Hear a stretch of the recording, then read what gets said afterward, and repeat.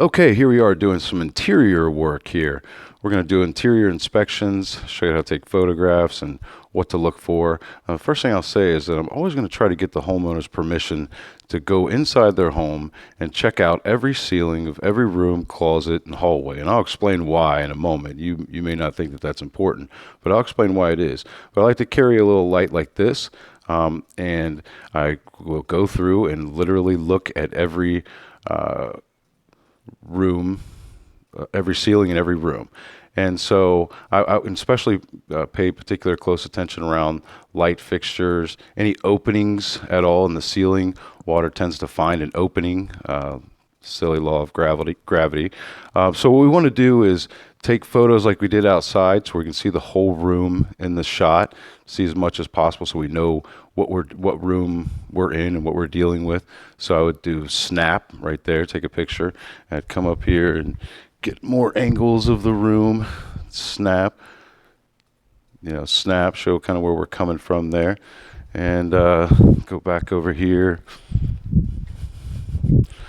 show everything from the other direction, snap. And you see what I can see? I can see where the floor meets the walls. I can see where the walls meet the ceiling. I can see all the light fixtures. Those are recessed light fixtures, HVAC registers, ceiling fan with light. I can see all that sort of in one shot. If we're messing with walls, I can see blinds on the windows. I can see what kind of baseboard it is. Whether or not there's crown molding. In this case, there's not. I can see what the doors look like, what the casing looks like, if anything has to be done. So right now we don't know if we're doing anything in this room, but I'm just going to talk about these things as we go. Now I do want to say though, interior damage, you may not see the importance of handling interior damage, but I'll tell you what, you see a water spot on any ceiling the size of your fist, it's extremely important, and it's very profitable. And you may say, well, we just put some kills on it. You tell the homeowner that and push that money over towards the roof. And I don't agree with that idea and I'll tell you why. If you find a water spot the size of a quarter on this ceiling, for example, it's not just put some kills on it. I mean, the kills it'll bleed back through months later anyway. I've seen that many times. And here's why, because if the sheetrock was wet, wet enough for the water to get all the way through to the bottom here, imagine what it looked like on the other side. And what about the insulation that's above? You're just going to leave that, closed up in that closed space, wet, and the sheetrock wet. So the sheetrock needs to be torn out, removed and replaced.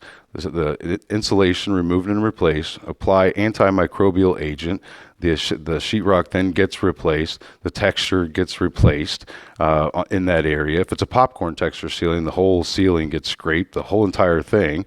And then it's prime the spot, the new piece of drywall, and then paint the ceiling. Along with that, in this room, assuming doesn't have any furniture here, but contents, move out, then reset, mask and cover the floor, mask and tape the ceiling where it meets the walls, detach, reset the ceiling fan and light, detach, reset all of these HVAC registers, and at least the trim on the recessed light fixtures. Okay, so already you can see, and then paint the ceiling. So already you can see that there's money that's adding up quite a bit, right? And on top of that, if the spot is even close to the wall, then you now have to deal with the wall, all the walls. So in this case, the walls go all the way down the stairs. Now blinds detach and reset, door stops, etc., etc. So and then on top of all that, overhead and profit almost always gets kicked in when you have interior damage. More on this on the next segment.